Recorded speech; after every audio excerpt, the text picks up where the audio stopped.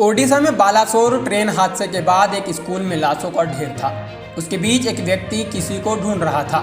उसकी आंखों से आंसू बह रहे थे। सफेद चादरों में छिपी हर लाश का चेहरावा देखने के बाद उसे बंद कर देता था। यह व्यक्ति बदहवास था और चीख रहा था। कुछ लाशों के चेहरे इतने खराब थे कि वह उन्हें देखकर अपनी आंखें बंद कर लेता और फिर अगली लाश की ओर आगे बढ़ता।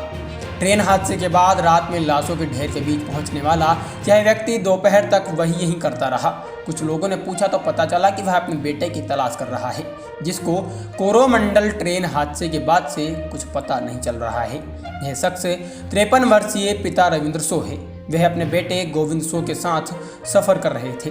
दोनों बाप बेटे परिवार पर हुए 15 लाख के कर्ज को चुकाने के लिए कमाने निकले थे। बेटा लापता है और अब पिता बदहवास।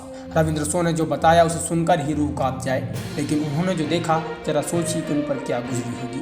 रविंद्र सो ने बताया कि वह और उनका बेटा बैठकर भविष्य की चर्चा कर रहे थे कि कितना कमाना है और कितना बचाना है, वह कब तक अपना कर्ज उतार सकते हैं। तभी अचानक कानों को चीर देने वाली आवाज़ आई और ट्रेन हादसा हो गया। रविंद्र ने बताया कि उन्हें उसके बाद कुछ होश नहीं रहा। कुछ मिनटों के लिए अंधेरा छा गया और उनका दिमाग सुन्न हो गया। जब होश आया तो सब तबाह हो चुका था। हर तरफ लाशें और शवों के टुकड़े पड़े थे। वह अपने बेटे को इन लाशों के टुकड़े में ढूंढने लगी। कटे सर से लेकर धड़ों को वह गौर से देख रहे थे। किसी का कटा हाथ दिख जाता था या पैर, उसे भी गौर से देखते कि कहीं उनके बेटे के शरीर का कोई अंग तो नहीं। आधी रात तक वह बदहवास ऐसे ही बेटे को खोजते रहे। उसके बाद वहां पहुंच गए जहां शवों का ढेर रखा था। इसके बाद रविंद्र पास के ही एक स्कूल में पहुंचे जहां दर्जनों लाशें ढकी रखी थी। वह उनके बीच में गए और इस तरह से एक एक करके लाशों को देखने लगे, लेकिन उन्हें उनका बेटा नहीं मिला।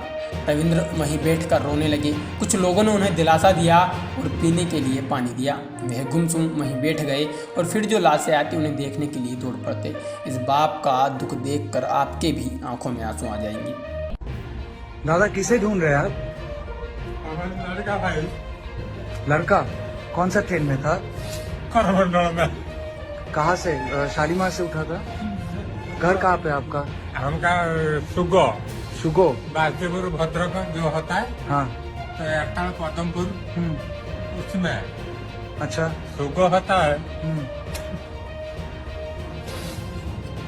मिला बेटा आपको? मिलता नहीं अभी तक। नहीं मिला? पुलिस को बताया आपने? हाँ, थोड़ा बात फिलहाल के लिए इतना ही। खबरों का सिलसिला लगातार जारी है। बने रहिए हमारे साथ। नमस्कार।